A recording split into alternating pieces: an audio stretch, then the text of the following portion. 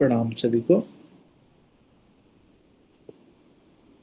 पूर्णिमा की पावन वेला आज तक चली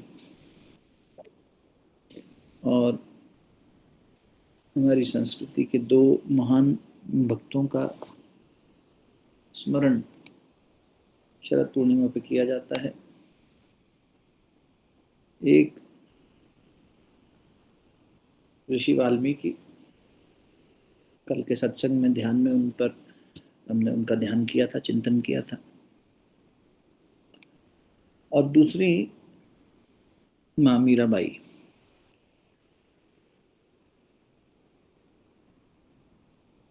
भक्तों की पावन भूमि हमारी भारतीय संस्कृति, इस धरा को प्रणाम करते हुए गुरु सत्ता का चिंतन करेंगे और गायत्री महामंत्र और गुरु मंत्रों द्वारा मन में उन्हीं की कृपा से वो भाव जागृत करने का प्रयास करेंगे, जिससे भक्तों के महान चरित्र को चिंतन करते हुए हम भी अपने जीवन को बेहतर बना सकें, श्रेष्ठ बना सकें, उसी ओर पुरुषार्थ कर सकें। इसके लिए गुरु का चिंतन, परमात्मा का चिंतन, आद्य शक्ति का चिंतन। ओम भूर्भुवः स्वः तत्सवितुर्वरेण्यं भर्गो देवस्य धीमहि धियो यो नः प्रचोदयात्। ओम गुरुर्ब्रह्मा गुरुर्विष्णु गुरुरेव महेश्वरः गुरु साक्षात् परब्रह्म श्री गुरुवे नमः। अखण्डमण्डलाकारं व्याप्तं येन तत्पदं दर्शितं येन तस्मै श्री गुरुवे नमः। अखण्डानन्दबोधाय शिष्यसन्तापहारिणे सच्चिदानन्दरूपाय तस्मै श्री गुरुवे नमः। अज्ञानतिमिरान्धस्य ज्ञानाञ्जनशलाकया चक्षुरुन्मीलितं येन तस्मै श्री गुरुवे नमः। ध्यानमूलं गुरुर्मूर्तिं पूजामूलं गुरुपदं मन्त्रमूलं गुरुर्वाक्यं मोक्षमूलं गुरुकृपा। मातृवत् लालयित्री च पितृवत् मार्गदर्शिका नमोऽस्तु गुरुसत्तायै। श्रद्धा प्रज्ञायुता चया, श्रद्धा प्रज्ञायुता चया। ओम विश्वानि देव सवितर्दुरितानि परासुव यद्भद्रं तन्न आसुव। ओम शांति शांति शांति। परम पूज्य गुरुदेव वंदे माता जी के सूक्ष्म संरक्षण में आप सभी का फिर से हार्दिक अभिनंदन। कुछ नए साथी भी मैं देख पा रहा हूँ जो जुड़े हैं, उनका भी स्वागत है। जो पहली बार साझा कर रहे हैं इस यात्रा को हमारे साथ, आपके होने से और बल मिल रहा है, बहुत बहुत धन्यवाद। हम लोग मीराबाई को समर्पित आज ही नहीं, आज से आने वाले कुछ सत्संग मीराबाई को समर्पित होंगे, क्योंकि भक्तों के चरित्र को, भक्तों के जीवन को ज़्यादा से ज़्यादा मंथन चिंतन करना चाहिए। भगवान ने स्वयं कहा कि मैं भक्तों का दास हूँ। अनेक ऐसे प्रमाण मिलते हैं जहाँ भगवान के किए हुए अपराध, अगर व्यक्ति ने भगवान के प्रति कोई अपराध कर दिया तो उसको भगवान क्षमा कर देते हैं, किंतु भगवान के भक्तों के प्रति यदि कोई भक्तापराध लग जाए तो उसका निवारण स्वयं भगवान भी नहीं करते, फिर वो भक्ति करता है। पहले भी कई बार अपन चर्चा कर चुके हैं, राजा अम्बरीश की कथा आती है, जिन्हें सुदर्शन चक्र की संरक्षण प्राप्त था और दुर्वासा ऋषि जी से दोष हो गया और सुदर्शन दुर्वासा ऋषि के पीछे पड़ गया। दुर्वासा ऋषि सब लोकों में भ्रमण करते रहे, भटकते रहे, भागते रहे, किंतु इतने महान ऋषि को भी सुदर्शन ने शांति नहीं देने दी, बैठने नहीं दिया कहीं। अंत में साल भर भटकने के बाद, ऐसा भक्तमाल में कथा आती है, राजा अम्बरीश के चरित्र की व्याख्या करते हुए नाभाजी ने लिखा है कि भक्तमाल एक ग्रंथ है जिसमें सब भक्तों की कथाएं हैं, कि दुर्वासा जी फिर भगवान के पास वैकुंठ गए कि आपका सुदर्शन मेरे पीछे पड़ा, इससे रक्षा करो मेरी। इसके ताप से, दुर्वासा के तप से भी ज्यादा शक्ति, हम सब जानते हैं, दुर्वासा जी का उल्लेख कई जगह आता है, महाभारत में आता है, रामायण में आता है, रामायण में जब भगवान श्री रामचंद्र जी के छोटे भाई भगवान लक्ष्मण जी को शरीर छोड़ने की लीला करनी हुई, तब दुर्वासा जी प्रकट हुए।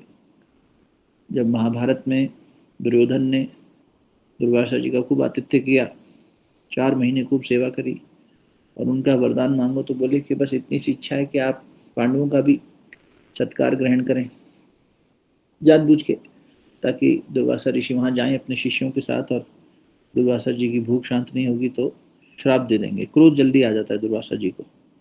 ऐसा कई जगह उल्लेख मिलता है। भगवान शिव जी की विवाह था तो उसमें भी दुर्वासा जी ने श्राप दे दिया कि शिव जी को ही, कि तुम्हारे इस स्वरूप को देखकर कोई तुमसे विवाह नहीं करेगा। तो ये जगह जगह प्रमाण मिलता है उनके तप ऊर्जा का, उनके क्रोध का, जो कि लीला का एक अंश होता है। तो भक्त की महिमा को स्थापित करने के लिए ये भी एक लीला थी, जहाँ दुर्वासा जी ने अम्बरीश जी का दोष कर दिया और उसके बाद सुदर्शन चक्र उनके पीछे पड़ गया। तो भगवान के पास पहुंचे तो भगवान ने कहा मैं इसका निवारण नहीं कर सकता। बोले आप ही का है, आप निवारण नहीं कर सकते हो? नहीं। क्यों? क्योंकि जिसका अपराध किया है उससे जाके क्षमा मांगी है। आपने राजा अम्बरीश का, ऐसा यशस्वी तपस्वी राजा ऐसे कम ही लोग हुए, जैसे राजा पृथु, राजा मनु, राजा अम्बरीश, ये राजा होते हुए भी, राजा जनक, ये श्रेष्ठ राजा हुए, तपस्वी राजा। राजा होकर तपस्वी होना बड़ी बात होती है। राजा तो क्षत्रिय होता है, शूरवीर होता है, चक्रवर्ती होता है, लेकिन तपस्वी राजा कम ही मिलते हैं। तो अम्बरीश को इतना प्यार करते थे भगवान के राजा अम्बरीश के तप को देखकर और प्रजा पालन के उसके तरीके को देखकर अपना सुदर्शन उन्हें दे दिया था कि तुम्हारा कभी कोई शत्रु नहीं होगा, अजात शत्रु हो जाओगे तुम, कभी कोई तुम्हारी तरफ निगाह उठा के नहीं देखेगा। तो जब दुर्वासा जी ने ऐसा किया तो भक्तों का जो अपराध है वो भक्ति हटा सकते हैं, और इसलिए भगवान ने भक्तों की महिमा बार बार बताई है। मीराबाई एक ऐसी भक्त हैं, कल हम तुलसीदास जी के माध्यम से वाल्मीकि जी का जीवन देख रहे थे। वाल्मीकि जी ही तुलसी बन के आए, और नाभा जी ने भक्तमाल में इसका प्रमाण दिया। उन्हीं नाभा जी के ग्रंथ भक्तमाल को आधार बनाकर हम मीराबाई के चरित्र का चिंतन कर रहे हैं, और संतों ने जो उनकी महिमा गाई है, हम लोग पूरा जीवन अगर किसी एक भक्त के भी चिंतन पर बिता दें तो कम है। हम उनकी ऊंचाई, उनकी गहराई को स्पर्श नहीं कर पाएंगे। फिर भी गुरु कृपा से छोटे छोटे पुरुषार्थ करने चाहिए। तो मीराबाई एक ऐसा ही कलयुग का अवतार है। कलयुग में भक्तों के रूप में एक, वो भी नारी रूप में आकर एक ऊंचे पद पर स्थापित। आप जानते होंगे संत कबीर, चैतन्य महाप्रभु, मीराबाई, ये 3-4 नाम ही ऐसे आते हैं जो सशरीर चले गए थे, भगवान में विलय हो गए थे। तो ऐसी महान वीरांगना थी। भक्त होना कोई आसान बात नहीं होती। लोगों को लगता है भक्त मतलब मंजीरा बजा लिया, भजन गा लिया, माला घुमा ली, बैठे बैठे ये भक्ति है। नहीं, भक्त ऐसे है जैसे प्रहलाद जी ने 5 वर्ष की उम्र में अपने पिता से लोहा लिया, संत कबीर ने लोहा लिया, मीराबाई ने नारी होने के बाद भी पूरा राजस्थान हिला दिया। कोई बड़े से बड़ा उनका बाल भी बांका नहीं कर पाया। तो एक नारी होकर कलयुग में, वो भी ऐसे समय में जब पर्दा प्रथा थी, वो भी ऐसे स्थान पर जहाँ ये सब चीज़ें ज़्यादा थी, जहाँ कन्या का जन्म होते ही ठाकुर लोग, राठौड़ लोग इतने ज़्यादा कट्टर होते हैं कि कुछ हो जाए अपनी गर्दन झुकाना इनको अच्छा नहीं लगता। इनको कहीं किसी के सामने शीश झुकाना पसंद नहीं है। तो उस समय जब इतनी रूढ़िवादिता थी, इतनी कट्टरवादिता थी, स्टीरियोटाइप थिंकिंग थी, कि जब बच्ची जन्म लेती थी तो उसे मार दिया जाता था। हमारे अनिल भाई साहब राजस्थान के हैं, मैं राजस्थान का हूँ, हमने ऐसी बातें सुनी और जानी हैं कि जहाँ बच्ची का जन्म लेते ही रेत में दबा देना उसको, या खोलते हुए तेल की कढ़ाई में डाल देना, ये सत्य घटनाएं हैं जिनको सुन के अच्छा नहीं लगता, बोलते अच्छा नहीं लगता। ये आज की बात है। तो मीराबाई जिस समय में थी 15वीं शताब्दी में, उस समय तो और ज़्यादा रूढ़िवादिता थी। और कारण एक ही होता था, ये राठौड़ लोग अपनी ठकुराई में कि शीश ना झुकाना पड़े। कन्या का जन्म लेते ही इसलिए मार देते थे कि कल को बड़ी होगी तो हमारा हाथ नीचे हो जाएगा, क्योंकि किसी के घर ब्याई जाएगी, फिर हमें उसके सामने शीश झुकाना पड़ेगा, पाँव धोने पड़ेंगे, कहीं कुछ ऊंच नीच हो गई तो और सुननी पड़ेगी, तो इसलिए जन्म लेते ही मार देते थे। तो ऐसे समय पर आप थोड़ा सा परिप्रेक्ष्य समझना जरूरी है कि मीरा कब प्रकट हुई, मीरा कौन थी, पिछला जन्म क्या था, क्यों ऐसा जीवन मिला, है ना। उस आत्मा की जर्नी को समझना चाहिए और सत्य के माध्यम से ये हो पाता है। तो मीरा का प्रकट होना कोई साधारण घटना नहीं थी। भक्ति के प्रवाह में भक्त एक एक करके आते हैं, किंतु ये 14वीं 15वीं शताब्दी 16वीं शताब्दी ऐसा समय था जहाँ मीरा जी ने तुलसी जी को पत्र लिखा है, तुलसीदास को। मीरा जी ने कबीर से भी मुलाकात करी है, सूरदास भी उस समय हुए हैं।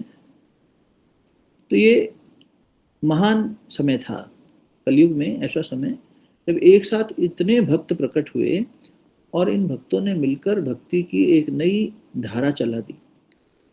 चाहे वो कबीर की सदुकड़ी हो, चाहे सूर के पद हों, चाहे तुलसी के चौपाइयाँ हों, और चाहे मीरा के पद हों, इन सब ने मिलके युगों युगों के लिए भक्ति के ऐसे द्वार खोले हैं। और इन भक्तों की कलयुग में चिंतन करके हम लोग आज बैठकर और आने वाली पीढ़ियां भी कभी भी चिंतन करेंगी तो हमारे भीतर के कषाय कल्मश दूर होंगे। इसीलिए भक्तों का चिंतन करना चाहिए। भक्तों की महिमा में मीरा जी की महिमा और श्रेष्ठ हो जाती है, क्योंकि भगवान को अपने सभी भक्तों में सबसे श्रेष्ठ गोपियां लगती हैं। अर्जुन ने आदि पुराण में भगवान श्री कृष्ण से ये जिज्ञासा प्रकट की है कि आपके अनेक भक्त हैं, किंतु आपको सबसे अधिक प्रिय कौन है। तो भगवान ने क्षण मात्र में उत्तर दिया, अर्जुन मुझे सभी भक्त प्यारे हैं, किंतु क्योंकि तुमने जानना चाहा है कि सबसे अधिक प्रिय कौन है, तो वो है गोपियां। क्यों? क्योंकि उनका हर कर्म, हर क्रिया मेरे लिए होती है। जो करती हैं छोटी से छोटी क्रिया भी मुझे अर्पित कर देती हैं। गोपी प्रेम को इसलिए सबसे ऊंचा माना गया है। श्रीमद् भागवत जी में 5 अध्याय भगवान के प्रेम और रास को समर्पित हैं। उसे रास पंचाध्यायी कहते हैं। 5 अध्याय पंचाध्यायी, और वो समर्पित है केवल भगवान के और गोपियों के बीच के इस प्रेम प्रसंग को। और उन गोपियों में से ही एक गोपी मीरा जी रही।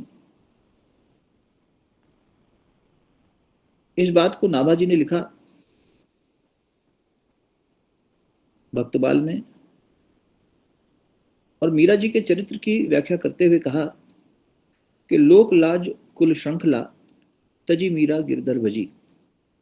लोक लाज को त्याग कर, कुल की श्रृंखला को त्याग कर मीरा ने गिरधर को भजा, भजन किया गिरधर के नाम का। सदृश गोपी का प्रेम, ये देखिए, ये गोपिका का ही प्रेम था, गोपी प्रेम था। प्रकट कलिजुग दिखायो, कलयुग में प्रकट होकर गोपिकाओं के प्रेम को फिर से, जो द्वापर में कृष्ण के समय हुआ, वो कलयुग में प्रकट कर दिया मीरा ने अकेले, जबकि स्थूल रूप से कृष्ण नहीं थे सामने। इसलिए और श्रेष्ठ हो जाता है उनका जीवन। तो गोपी का ही मीरा बनकर आई, और भगवान ने पहले अर्जुन से कह दिया आदि पुराण में कि मुझे गोपियों का प्रेम सबसे प्रिय है, वो मेरी श्रेष्ठतम भक्त हैं। अर्जुन की जिज्ञासा यहाँ रुकी नहीं। अर्जुन ने एक और अच्छी जिज्ञासा करी। उन्होंने कहा, आपका गोपीजन से क्या संबंध है, इस संबंध पर प्रकाश डालिए। तो भगवान ने कहा, संसार के संबंध तो एक प्रकार के होते हैं, किंतु गोपियों से मेरा 6 प्रकार का संबंध है। अच्छा, 6 प्रकार का कौन सा संबंध है? तो भगवान कृष्ण बोले, पहला, ये हमारी सहाया है। मतलब हमारी हर लीला में अगर कोई सहायिका है तो वो गोपी है। चाहे वो वृंदावन की लीला हो, चाहे मथुरा हो, चाहे द्वारका हो, सब जगह जो लीलाएं हुई हैं, उनमें सहायक के रूप में हमारी गोपिकाओं का बड़ा योगदान रहा है। और अर्जुन, दूसरा संबंध मेरा और गोपियों का है कि वो मेरी गुरु है। तीसरा संबंध, वो मेरी शिष्या है। अब देखो कैसा विचित्र संबंध है कि जो गुरु है वही शिष्या भी है। और बोले और वो मेरी भुजिष्या है। भुजिष्या मतलब अपनी पत्नी के अतिरिक्त किसी से प्रेम संबंध होना। तो यूं तो उनकी पत्नी रुक्मणी है, लेकिन गोपिकाएं बोले वो मेरी भुजिष्या हैं और मेरी बांधव हैं। उन सब ने मिलके मुझे बांधा हुआ है, और उल्टा देखो तो मैंने उन सबको अपने प्रेम में बांधा हुआ है। और क्या है छठा संबंध? बोले वो मेरी स्त्री है, यानी निज अपनी पत्नी के लिए जैसे कहा जाता है। तो भगवान ने ये भी कहा, इतना कह के शांत नहीं हुए। उन्होंने कहा और इन छह के आगे भी यदि कोई संबंध होता होगा तो वो भी हमारा है गोपियों से। आगे का क्या संबंध? तो उसका प्रमाण वेद व्यास जी ने दे दिया। भगवान वेद व्यास जी लिखते हैं कि हर गोपी श्री कृष्ण की माँ भी है। अब देखो कितनी विचित्र बात है। वो कह रहे हैं ये मेरी भुजिष्या है, ये मेरी स्त्री है। अब जो पत्नी है वही माँ भी है। ये बड़ा ही विचित्र संबंध है, अन्य भक्तों के उसमें नहीं मिलता जो गोपियों के संबंध में मिलता है। भगवान कह रहे हैं मैं उनका गुरु भी हूं, वो मेरी गुरु भी है ना। गुरु है और शिष्या है, पत्नी है और भुजिष्या है। उन्होंने मुझे बांध रखा है, मैंने उन्हें बांध रखा है। मेरी हर लीला में सहायिका है। व्यास जी कह रहे हैं उनकी माँ भी है। और कृष्ण केवल इन्हीं के पति नहीं है। व्यास जी कहते हैं कि गोपिकाओं के नहीं, गोपिकाओं के पति के भी पति हैं, और सास के भी पति हैं, और बेटी के भी पति हैं। बेटी के पति होने के नाते जामाता हो गए, स्वयं के पति होने के नाते पति हो गए, सास के पति होने के नाते ससुर हो गए। यानी भगवान सबके पति हैं। और गोपिकाओं के जितना भी कुटुंब दिखता है सांसारिक, सबके भगवान एकमात्र पति हैं।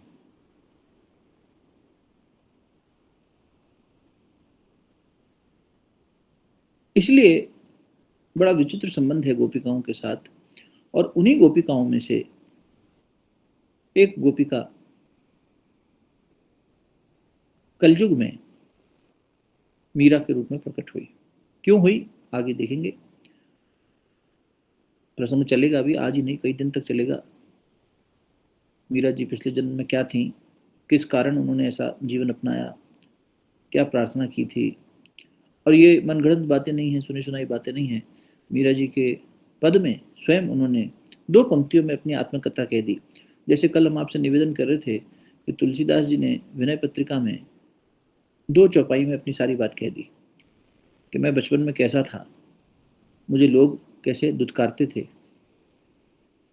जिस बच्चे ने जन्म लेते ही राम बोला, उसका नाम राम बोला पड़ गया, उसको समाज ने कैसे थू थू करी।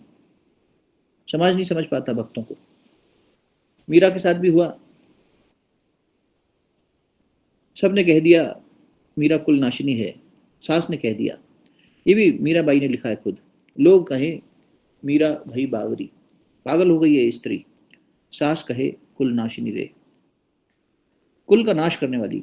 और आज देखो कोई नहीं जानता उनकी सास का नाम क्या है, कौन से खानदान में थी मीरा। सारे कुल को तार दिया। और कोई भी इस मार्ग पर, भक्ति मार्ग पर आगे बढ़ना चाहे तो उनकी मार्गदर्शिका बनी बैठी हैं, गुरु बनी बैठी हैं। तो जब वो होते हैं उस समय समाज नहीं समझ पाता। तुलसीदास को ये कहकर मनुष्य कह देते थे कि ये पैदा होते अपनी माँ को खा गया। जिस माँ ने पाला पोसा उसको खा गया, 5 बरस तक उसने पाला चुनिया ने, फिर वो भी मर गई। तुलसी माता जन्म देने के 3 दिन बाद मर गई। और 2 वर्ष तक माँ जगदम्बा अन्नपूर्णा पार्वती स्वयं भोजन कराने आती थी। तो वो भी जब लोगों ने बरगला के उनसे पूछ लिया कि कौन तुझे खाना देता है, क्योंकि कोई इन्हें खाना नहीं देता था, तो वो भी छूट गई। उन्होंने कहा था जिस दिन तू बता देगा किसी को, मैं चली जाऊंगी, मैं नहीं आऊंगी फिर। तो संसार ने भक्तों के साथ क्या व्यवहार किया ये हम सब जानते हैं, और वो संसार हम आप ही हैं। इसीलिए ये प्रायश्चित भी होना चाहिए कि हम अब पूरी निष्ठा से इन भक्तों के जीवन को समझें, चाहे वो प्रहलाद हो, सूर हो, मीरा हो, तुलसी हो, अजामिल हो, चाहे वो नरसिंह मेहता हो, जड़ भरत हो। इन सब के जीवन को समझना चाहिए, पढ़ना चाहिए, बच्चों को पढ़ाना चाहिए, परिवार को बताना चाहिए। हम समझ नहीं पाते इसकी क्या कीमत है, क्या मूल्य है।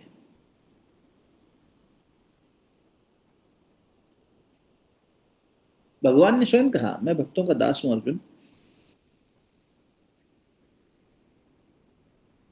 इतना प्यार है उन्हें भक्तों से और अपने भक्तों के स्थान से। तीर्थों की महिमा है, भगवान ने जहाँ जहाँ अवतार लिया, चाहे अयोध्यापुरी हो, चाहे वृंदावन हो, मथुरा हो, जहाँ जहाँ महापुरुष विशेष रूप से भगवान स्वयं अवतार लेते हैं, उन स्थानों का क्या महत्व है। महात्मा पुरुष कहते हैं कि जब भगवान ने अवतार लेना था, तो राधा रानी के रूप में अवतरित होने से पहले ये शर्त रखी गई कि जहाँ जमुना होगी, जहाँ गोवर्धन होगा, ऐसी व्यवस्था होगी, वहीं हम जाएंगे। तो भगवान से पहले इन लोगों ने अवतार लिया, ये सब प्रकट हुए।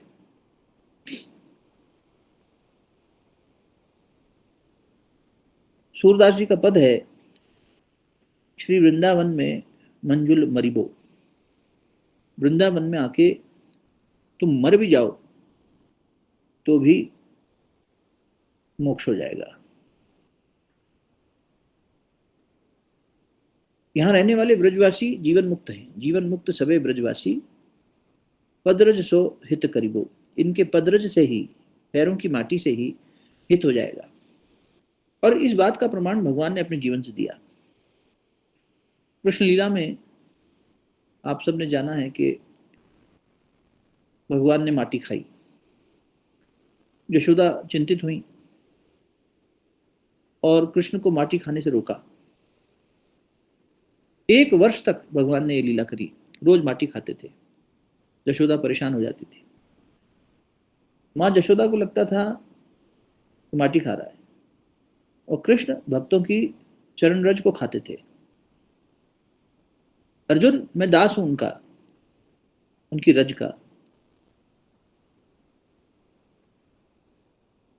स्वयं मीरा कहती है, मैंने मोल दे के खरीदा है गिरधर को। और गिरधर रूपी क्यों है, इसकी भी बात आएगी, कल बात करेंगे उनके पिछले जन्म पे।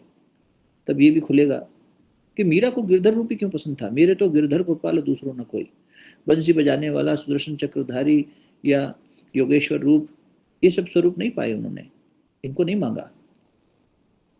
मैंने हृदय रूपी तराजू पर तोल के खरीदा है इस कान्हा को, मोल लेके आई हूं। सीना ठोक के कहती थी, मेरा दास है ये। कौन से स्वरूप में? गिरधर स्वरूप में। ब्रह्मा जी ने बच्चों को गायब कर दिया। कृष्ण के जो सखा थे, धेनु चराने गए थे। गाय के बछड़े को वत्स कहते हैं, उसी से वात्सल्य शब्द बना है। प्रेम की सबसे ऊंची उपाधि है वात्सल्य, ममतामयी, प्रेममयी, वात्सल्यमयी।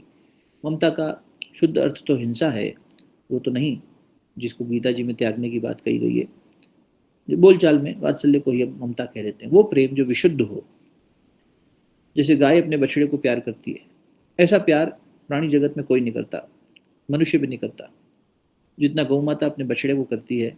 इसलिए उस प्रेम को वात्सल्य प्रेम कहा जाता है।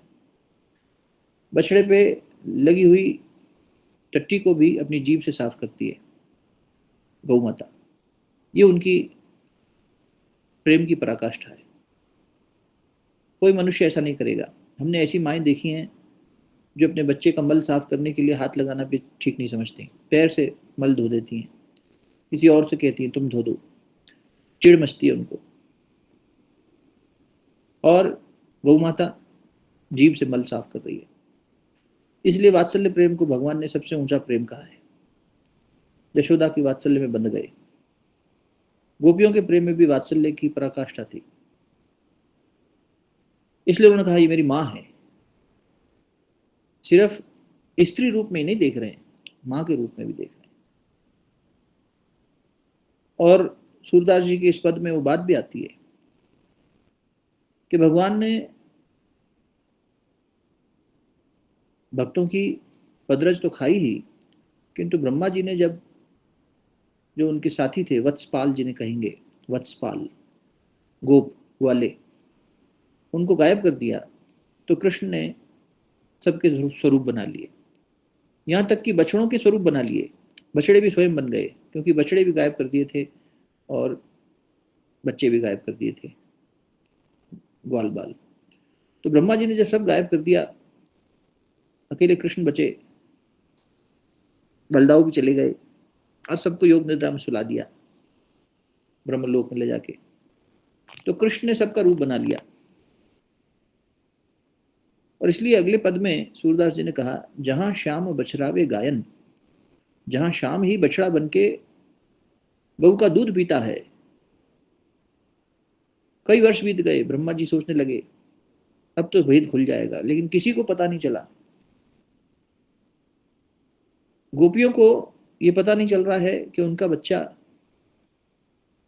ब्रह्मलोक में सोया है। कृष्ण उन्हीं का स्वरूप बना के हर गोपी का स्तनपान कर रहे हैं। छोटे शिशु, आजकल हम बहुत गलत तरीके से समझते हैं रासलीला इत्यादि को, गोपियों को थोड़ा समझना चाहिए कि कृष्ण 10 वर्ष की आयु में तो वृंदावन से चले गए थे मथुरा कंस का वध करने के लिए। तो 10 वर्ष का बालक किसी से क्या सांसारिक प्रेम प्रसंग करेगा? गोपियों की उम्र उनसे बड़ी थी, स्वयं राधा रानी उनसे 15 वर्ष बड़ी थी आयु में। सांसारिक दृष्टि से भी अगर देखें, मां तुल्य थी गोपियां ब्रज की। जहां शाम बछरावे गायन, चौकी तृणन को चरिबो, वृंदावन में मंजुल मरिबो। वृंदावन में मरना भी मोक्ष का द्वार है। हर गोपी का भगवान ने स्तनपान किया, गोप ग्वालों का स्वरूप बना के। हरि बालक गोपिन पय पीवत, गोपियों का दूध पिया। हरि आंखों बर चलियो।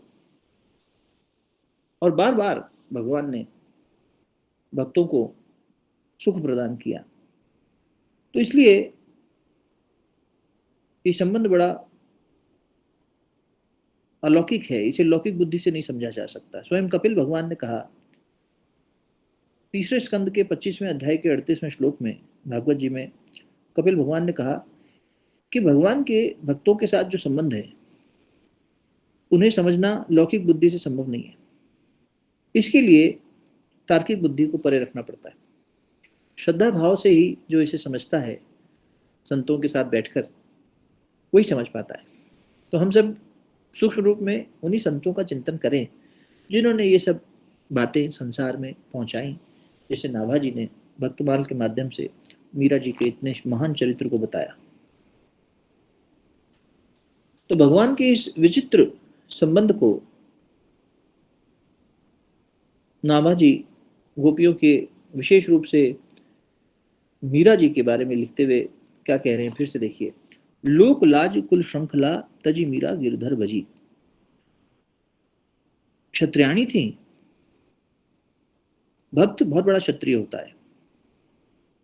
4 वर्ण हैं, भगवान ने कहा अर्जुन गीता जी में कि मैंने 4 वर्ण और 3 गुणों से प्रकृति बनाई है। 4 वर्ण कौन कौन से हैं? वो समाज ने नहीं बनाए, भगवान ने बनाए हैं। जो हम आज देखते हैं ब्राह्मण, क्षत्रिय, वैश्य और शूद्र, वो हमने नहीं बनाया।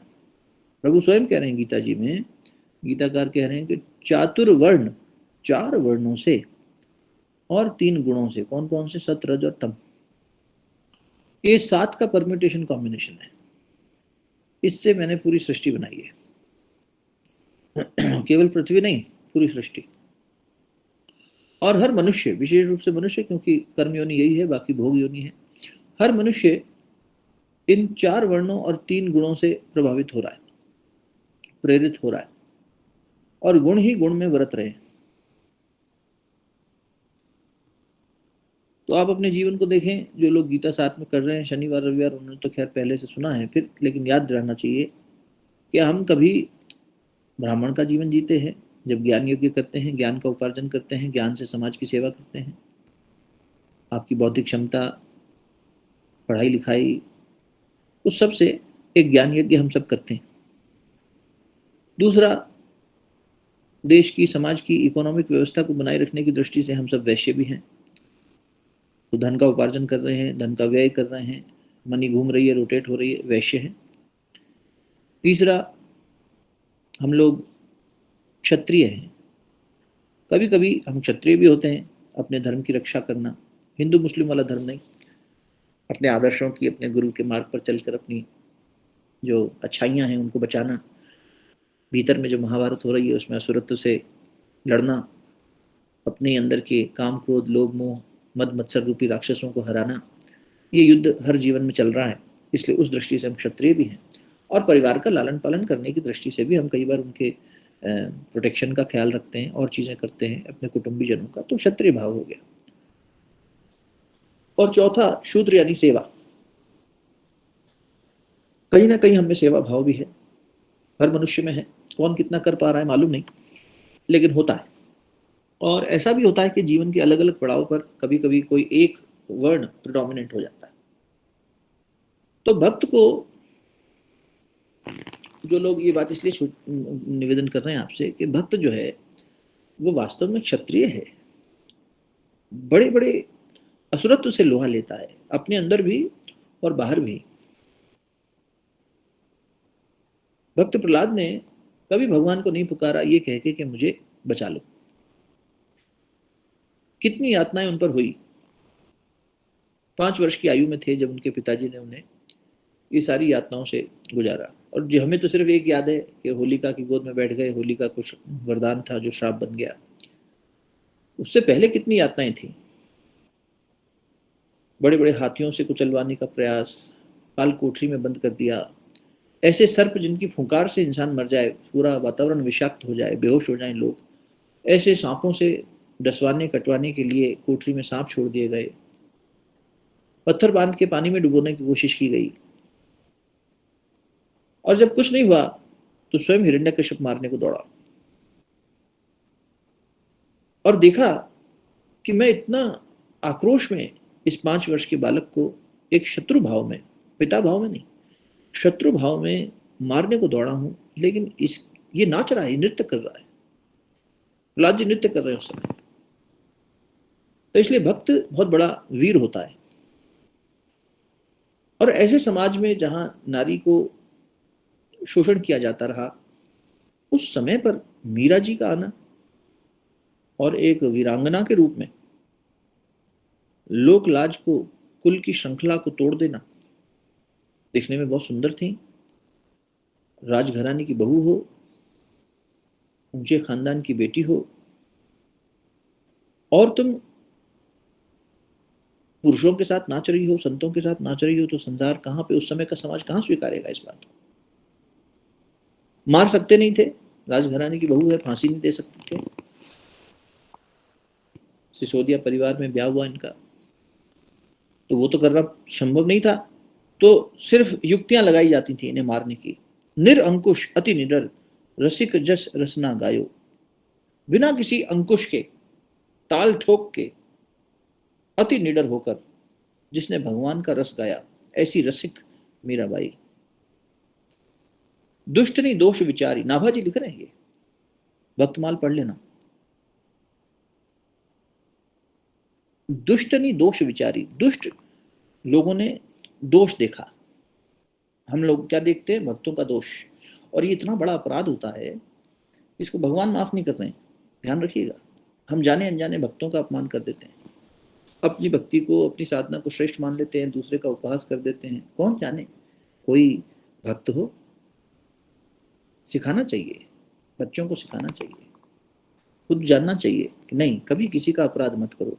कहीं जाने अनजाने किसी भक्त का अपराध हो गया, किसी महापुरुष का अपराध हो गया, तो सारा भजन रुक जाएगा,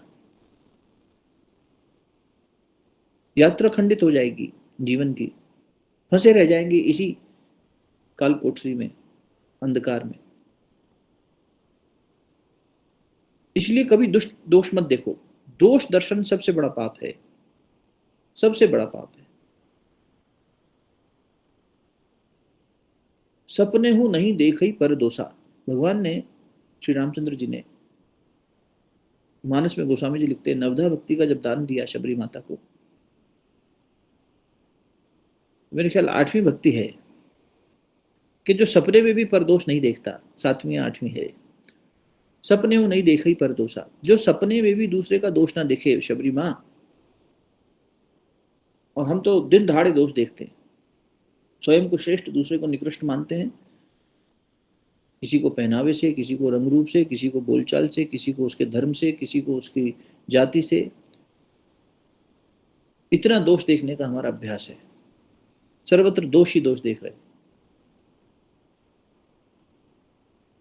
तो दुष्टनी दोष विचारी मृत्यु को उद्यम कियो, उन्हें मारने का उद्यम किया गया बार बार, लेकिन भक्त की शक्ति देखो, बार ना बाको भयो गर अमृत ज्यों पियो। एक बाल कोई टेढ़ा नहीं कर सका मीरा का। सत्य की शक्ति देखिए आप, सुनते आए हैं कि सत्य में हजारों हाथियों का बल होता है। एक अकेली ने अति निडर पूरे कुल को हिला दिया, पूरे समाज को हिला दिया, पूरे देश को हिला दिया। क्या मतवाली थी मीरा कि लोग मारने पर आतुर हैं। राणा जी तूने जहर दियो मैं जानी, हम छोटे थे पढ़ते थे, राजस्थान बोर्ड में मीरा के ऊपर पढ़ाया जाता था। राणा जी तूने जहर दियो मैं जानी, भरी सभा में 2 बार जहर दिया गया मीरा जी को। पहले तो मंदिर का चरणामृत बना के बताया गया कि भगवान कृष्ण को पंडित जी ने दिया, तो पुजारी ने दिया, तो भगवान का चरणामृत मान के पी गई। दूसरी बार भरी सभा में नहीं मरी, तो फिर दोबारा उद्यम किया कि इनको मारें। तो जब दूसरी बार ऐसा किया तो उन्होंने कहा, राणा जी भरी सभा में पद गाया मीरा जी ने, सब मीरा के पद को पढ़ लो, उनके व्यक्तित्व को जानने के लिए उनके पदों को ही पढ़ना होगा। राणा जी तूने जहर दियो मैं जानी, मैं जानती हूं तूने मुझे जहर दिया है, पहले भी दिया था, आज भी दिया है, लेकिन ये मेरे कृष्ण का चरणामृत है। ये भक्ति की शक्ति है, अति निडर। इसलिए नाभाजी लिखते हैं, थोड़ी बहुत निडरता नहीं, निरंकुश अति निडर रसिक जस रसना गायो। जिन्होंने भगवान का रस, हम लोग रसिक बनते हैं, संप्रदायवाद में फंस जाते हैं, हमारा हमारे भजन में ज्यादा रस है, तुम्हारे भजन में कम रस है, हम ज्यादा बड़े रसिक हैं, हम भगवान को जानते हैं, भगवान को समझते हैं तुमसे ज्यादा। ये दुष्टता है हमारी। इतने प्रयास किए गए पर बार न बाको भयो गरल अमृत ज्यों पियो। गरल अमृत, गरल यानी विष, विष का प्याला अमृत समझ के पी गई। भक्ति निशान बजाई के काहू ते नाहिन लजी, लोक लाज कुल श्रृंखला तजी मीरा गिरधर बजी। भक्ति निशान बजाई के, निशान बोलते हैं बैंड बाजा बजता है जब, तो उसके आगे बड़े बड़े थाल जैसे बड़े बड़े जो मंजीरे होते हैं वो निशान कहलाते हैं। उनको बजाया जाता है तो खूब अच्छा ध्वनि, तेज ध्वनि बनती है। जैसे कोई महाराजा, कोई चक्रवर्ती सम्राट आता है तो उसको स्वागत में खूब बजाए जाते हैं। शिवाजी राव आए जीत के तो खूब ऐसा, तो वैसा उपमा दे रहे हैं नाभाजी। भक्ति निशान बजाई के, भक्ति रूपी निशान को बजा के, काहू ते नाहिन लजी, किसी से लज्जा नहीं करी, भय था ही नहीं, बिल्कुल भय रहित मीरा। अभय क्या होता है, भक्तों के जीवन को देखना चाहिए। हम छोटी छोटी बात में डर जाते हैं, चिंता में, कामना में मरे जा रहे हैं हम।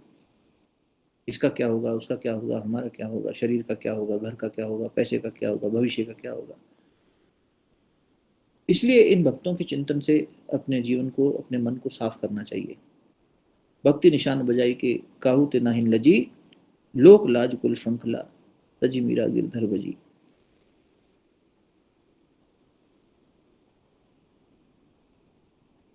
तो भगवान ने ऐसे भक्तों का दास स्वयं को कहा है।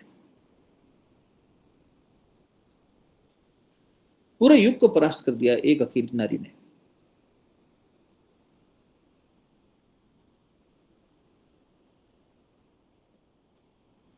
विष का प्याला जब उन्हें दिया गया, स्वयं लिखा है उन्होंने, उनके पद में है, राणा जी मैं तो गोविंद के गुण गाना, राणा जी मैं तो गोविंद के गुण गाना। राजा रूठे, नगरी रूठे, कोई रूठता और रूठे भाई, ये है मस्ती भक्त की, कोई कुछ नहीं कर सकता। राजा रूठे, नगरी रूठे, हरि रूठे कहाँ जाना। हम छोटे थे तो ये पद सुनते थे, राणा जी मैं तो गोविंद के गुण गाना, राणा जी मैं तो गोविंद के गुण गाना। राजा रूठे, नगरी रूठे, राजा रूठे, नगरी रूठे, हरि रूठे कहाँ जाना, राणा जी मैं तो गोविंद के गुण गाना। डबिया में भेजा सर्प भुजंगम, डबिया में भेजा सर्प भुजंगम, मैं तो शालिग्राम कर जाना, राणा जी मैं तो गोविंद के गुण गाना। सांप भेज देता था राणा, देवर था, पति की मृत्यु हो गई। कल उनका इतिहास दृष्टि से बैठेंगे, कहाँ जन्मी, माँ कौन थी, पिताजी कौन थे, बचपन कैसा था, ब्याह किससे हुआ, तो उस दृष्टि से भी देखेंगे।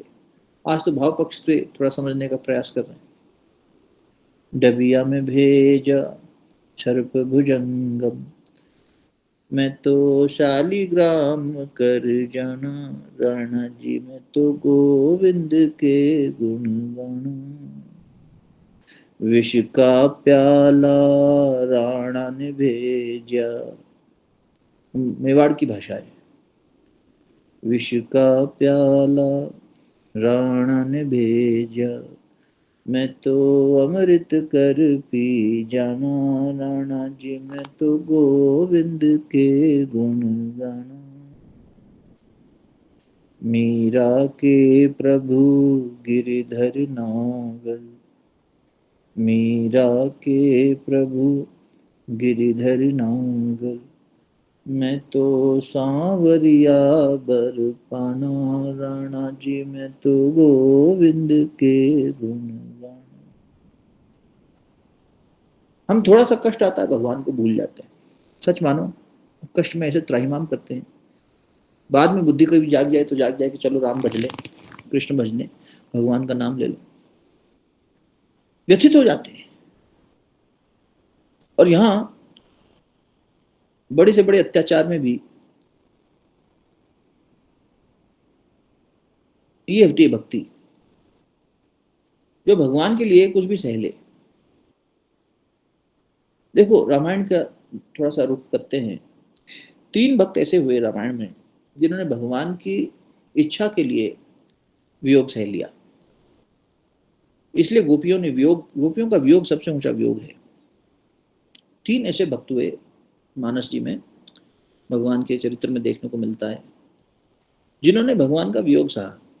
एक तो आप जानते होंगे निश्चित, कौन है बताएं, कोशिश करें चिंतन करके। एक ऐसे भक्त भगवान श्री रामचंद्र जी के जिन्होंने वियोग की पीड़ा उठा ली भगवान के कार्य की पूर्णता के लिए। भरत भैया। भरत भैया, बिल्कुल, तो मुझे पूरी अपेक्षा थी कि आप बताएंगे। मीरा भरत जी। नहीं, लक्ष्मण जी ने कहाँ वियोग सहा भाई, लक्ष्मण तो साथ ही गए थे ना कृष्णा, वो तो भगवान के साथ चल दिए और भगवान ने उर्मिला जी के माध्यम से लीला करा दी। उर्मिला ने कहा पतिदेव आप जाइए, आपके हिस्से की नींद मैं ले लेती हूँ, क्योंकि आप जिस दायित्व का निभाने जा रहे हैं उसके लिए आपको दिन रात जागना पड़ेगा। तो हमारे ग्रंथों में दो गुड़ाकेश मिलते हैं, गुड़ाकेश यानी जो निद्रा पे विजय प्राप्त कर चुके हों, एक अर्जुन और दूसरे लक्ष्मण। और इस बात का लाभ मिला इंद्रजीत को मारने में। मेघनाद, रावण का बेटा, छोटा बेटा, अक्षय कुमार को तो हनुमान जी ने मार दिया था। तो ये वरदान था मेघनाद को कि ऐसा तपस्वी जो 14 वर्ष सोया ना हो वही तुम्हारी हत्या कर पाएगा। तो भगवान ने कितने सारे कार्य एक साथ सिद्ध कर दिए। उर्मिला जी ने कहा आप दिन रात सेवा करो, आपके हिस्से की निद्रा मैं ले लेती हूँ। तो वो वहाँ 14 वर्ष सो ही रही, पति के हिस्से की भी नींद लेके। तो भूख प्यास कुछ नहीं, न खाना न पीना, सिर्फ निद्रा, तमस, घोर तमस ओढ़ लिया। कितना बड़ा त्याग उर्मिला जी का था। तो लक्ष्मण जी तो साथ थे, लेकिन हाँ भरत भैया ने वियोग सहा। 14 वर्ष सन्यासी का जीवन, मेरे भैया सन्यासी हैं तो मैं भी सन्यासी। कुशा पे सोते थे, धरती में गड्ढा बना के भरत जी सोते थे। धरती के नीचे गड्ढा खोद दिया था, धरती पर भी नहीं सोऊंगा मैं। तो धरती के नीचे केंचुए इत्यादि कीड़े मकोड़े, मेरे प्रभु पता नहीं किस कष्ट में होंगे। तो भरत जी ने बहुत तप किया, ध्यान में बैठे बैठे चिंतन करते थे प्रभु का, वहां से उत्तर देते थे रामचंद्र जी वनवास में। लक्ष्मण जी भी कई बार भ्रमित हो जाते थे। भगवान ने स्वयं कहा लक्ष्मण, अति दुर्लभ है ऐसा महापुरुष होना जैसा भरत है, अति दुर्लभ, दुर्लभ ही नहीं सुदूर, अति दुर्लभ, हो ही नहीं सकते ऐसे, कई कोई बिरला होता है, कभी कभी ऐसा प्रकट होता है जो भरत है। दूसरा वियोग सहा केकई माता ने। भगवान ने लीला करी, वाल्मीकि रामायण प्रमाण देती है।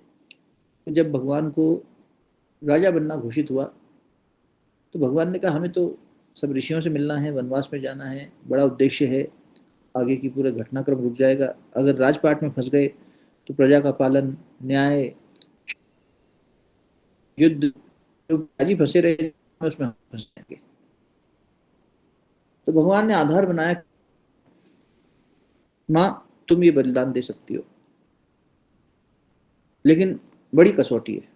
राम तेरे लिए कुछ भी करूंगी, वो मेरा बेटा ही नहीं, मेरा प्रभु भी है, मेरा ईष्ट भी है। सबसे ज्यादा प्यार अगर रामचंद्र जी को किसी माँ ने किया तो प्रमाण है, ग्रंथ हमारे गोस्वामी जी भी कहते हैं, वाल्मीकि जी भी कहते हैं, कैकई से ज्यादा प्यार कौशल्या भी नहीं कर पाई। और राम को भी यदि सबसे अधिक कोई प्रिय थी तो कैकई थी। तो भगवान ने स्पष्ट कहा माँ जो त्याग आप करने जा रही हैं, संसार आपके नाम पर कड़वी बातें कहेगा।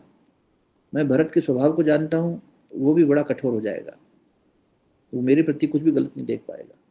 राम तुम्हारे उद्देश्य के लिए संसार मुझे कोसे तो कोसे, इतिहास मुझे दोष दे तो दे। हम गलत दृष्टि से देखते हैं, दोष दर्शन, हम कैकई का अपराध करते हैं। कैकई भक्ति है, भक्ति की प्रतिमूर्ति है। ऐसा प्रेम, ऐसा समर्पण भगवान से कि आपके काम के लिए अगर हमें अपयश भी उठाना पड़े तो हम उठाएंगे, ये कोई बिरला कर पाता है। भगवान के नाम पर यश तो सब लेते हैं, भगवान के नाम पर अपयश लेने वाली कैकई है। वियोग सहा कैकई माता ने। वनवास से लौटे हैं तो सामने नहीं आई, इसी दोष भाव में कि मेरी वजह से इतना सब हुआ, पति मर गया, बेटा विमुख हो गया, जिससे सबसे ज्यादा प्यार किया उसको जंगल जंगल भटकना पड़ा, सीता को रावण ने हरण कर लिया, सबकी दोषी मैं हूं। जान तो रही थी कि भगवान के कहने पे किया है, लेकिन बाद में जब इंसान अकेला बैठता है तो स्वयं को दोष देता है। तो उस वियोग को कैकई माता ने सहा। और एक और वियोगी हैं बड़े अच्छे, जो आज तक वियोग सह रहे हैं क्योंकि वो वापस गए नहीं, वो हैं भगवान हनुमान जी।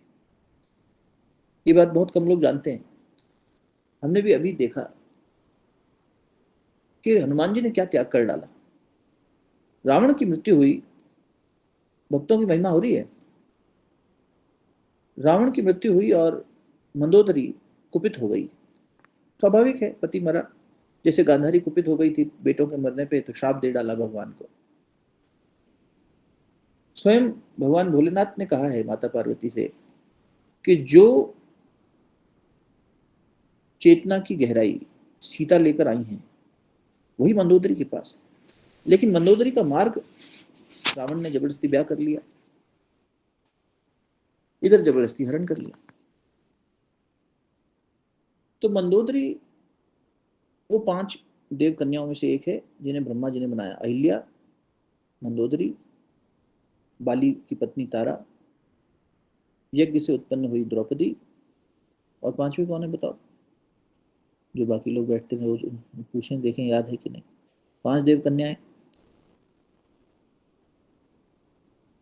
2 तो महाभारत की हैं, बाकी रामायण से हैं। त्रेता के बाद अहिल्या भैया? नहीं, कुंती रह गई ना, अहिल्या का नाम तो ले लिया। अच्छा, कुंती रह गई थी क्या? अच्छा, मुझे कुंती और लगा द्रौपदी, कुंती और द्रौपदी दोनों देव कन्याएं, कभी जो बूढ़ी नहीं होंगी, शीलवान होंगी, श्रेष्ठ चरित्र की होंगी, तेजस्विनी होंगी, तपस्विनी होंगी। अहिल्या का आपको प्रसंग सुनाया था कि कैसे गौतम ऋषि ने रक्षा करी। ब्रह्मा जी ने जब प्रकट किया अहिल्या को, तो बड़े से बड़े देवता डोल गए, ऋषि डोल गए, मन में काम जागृत हो गया कि ये हमारी शोभा बने। भगवान ने अपनी श्रेष्ठतम रचनाओं में से एक अहिल्या को प्रकट किया। तो मंदोदरी 5 में से एक थी और पतिव्रता थी। जिस प्रकार मेघनाद भी इसलिए शक्तिशाली था क्योंकि वो पितृभक्त था। ये शक्तियां होती हैं, जब आप किसी के साथ निष्ठापूर्वक जुड़ जाओ तो भगवान भी आसानी से, अगर आप शत्रु बन के खड़े हों तो भगवान आसानी से नहीं हरा पाएंगे। मेघनाद ने देखो क्या कहर ढाया, नागपाश में बांध दिया, संजीवनी लानी पड़ गई, मूर्छित कर दिया, शक्ति मार दी, दोनों भाइयों को पाताल लोक भेज कर दिया, बहुत कुछ कर दिया। बड़ा ऐसा घटनाक्रम मेघनाद ने पैदा कर दिया।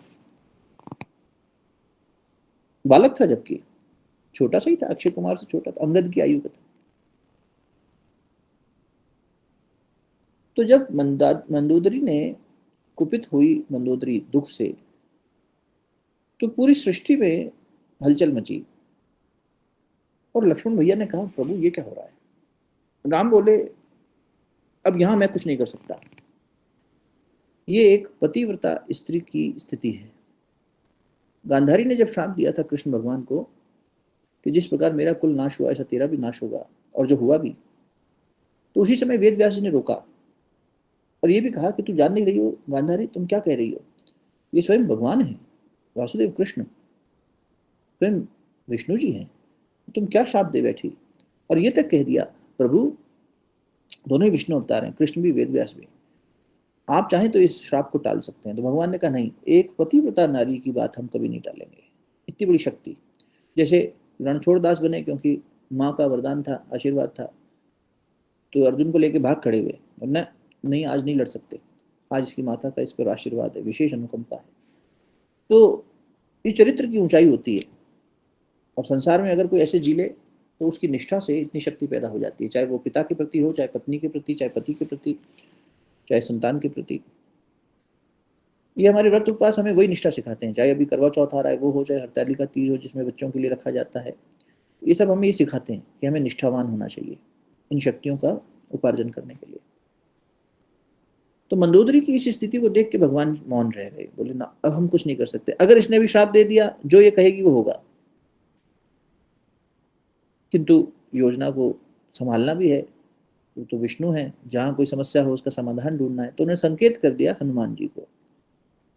कुछ क्षण बाद जब राम को दोष दिया जा रहा था कि रावण का वध किया, ऐसा किया वैसा किया, राम तुम दोषी हो, और जब उनकी कुंठा, उनकी कुपित भावना बढ़ने लगी, तो मंदोदरी की उस वेदना से, वो जो श्राप देने को ही थी, तभी त्रिजटा सामने से आई। त्रिजटा ने कहा मंदोदरी जी, मैं साक्षी हूं कि राम से ज्यादा दोष किसी और का है। किसका? राम से ज्यादा दोष है उसका जिसने तुम्हारे बड़े बेटे को मारा, जिसने तुम्हारे पति को ललकारा, जिसने लंका को जलाया, जिसने सारी वाटिका उजाड़ दी। वो हनुमान, वो जो बंदर आया था, राम से बड़ा दोषी वो है। ये सारा संभव तभी हो पाया जब वो यहाँ उड़ के आया। ये उसी की शक्ति है, वो छलिया है, मायावी है। ये हनुमान का किया धरा है।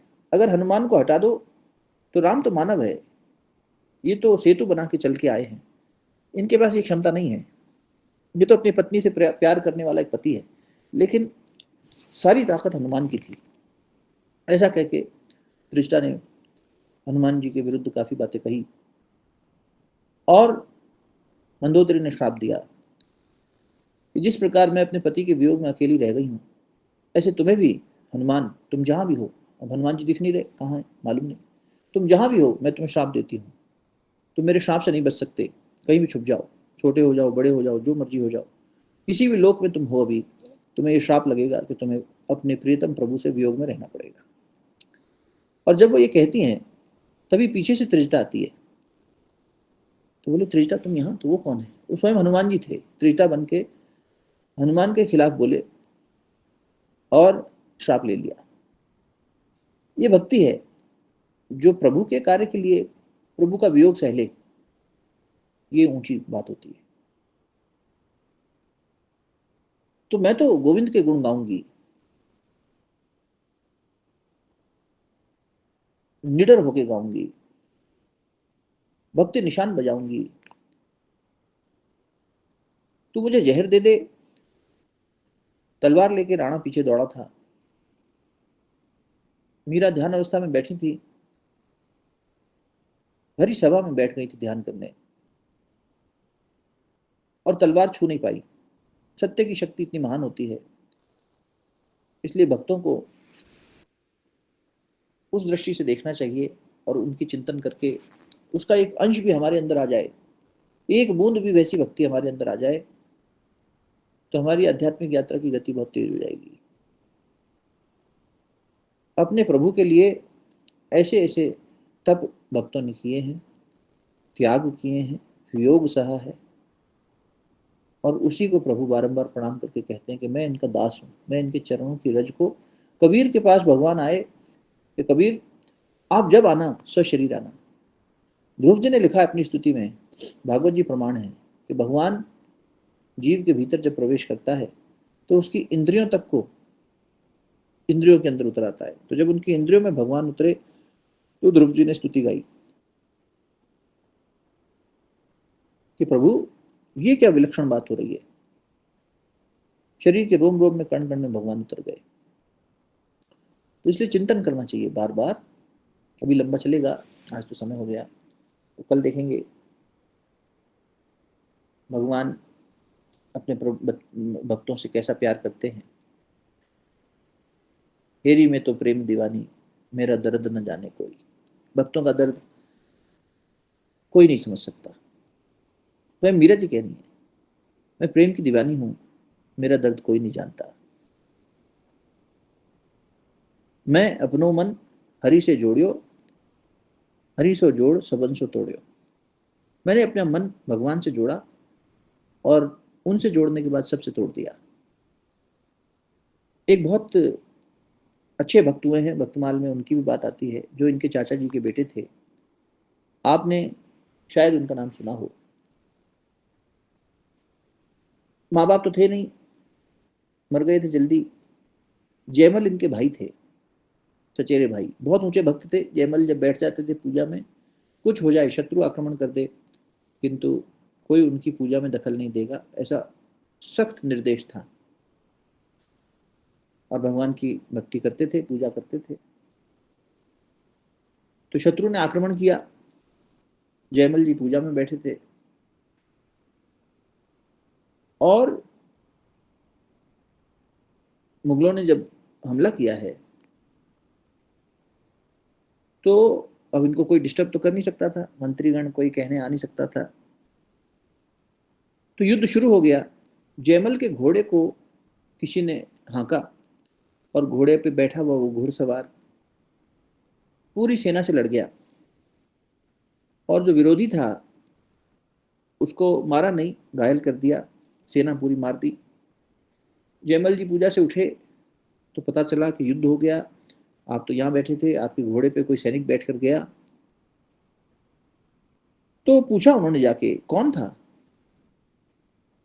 तो उस विरोधी ने बताया, मुगल ने, कौन शासक था हमें याद नहीं, इतिहास था, कि तुम जो योद्धा हो, जयमल जो होगे, तुमसे तो युद्ध हुआ नहीं, तुम्हारी सिर्फ चर्चा सुनी है, पर तुम्हारा वो घुड़सवार सैनिक कौन था, श्याम वर्ण का था, ऐसा था वैसा था। जब बताया तो समझ गए कि स्वयं भगवान आए थे और युद्ध करके चले गए। तो जयमल ने अपने घोड़े की पूजा करी कि तू मुझसे ज्यादा महान है, कि जिसने उनका स्पर्श पाया, उनका वाहन बना, वो तेरे पर विराजे। मैं तो कब से भक्ति में बैठा हूँ, मुझे दर्शन नहीं हुए, लेकिन तू महान है। तो स्तुति करी उसकी, स्मारक बनवाया उस घोड़े का बाद में जब उसकी मृत्यु हो गई। तो ऐसे भगवान भक्तों की रक्षा करते हैं। लेकिन हम में भक्ति है नहीं, तो हम सोचते हैं कि अपनी बुद्धि से रक्षा कर लेंगे। मीरा कहीं नहीं गई, किसी का आश्रय नहीं लिया, अनन्य आश्रय लेकर अर्जुन मेरी शरण में जब कोई आता है तो मैं उसके सारे पापों का नाश कर देता हूं। रोज बात हो रही है, रोज निरंतर, चाहे किसी भी ग्रंथ को उठाकर देख लो। सन्मुख होई जीव मोहि जबहि, मानस में भगवान कह रहे हैं, स्वयं प्रभु कह रहे हैं, चाहे गीता जी उठा लो, चाहे रामायण उठा लो। ये ग्रंथ भगवान की कृपा के बिना समझ में नहीं आते, कभी नहीं आएंगे।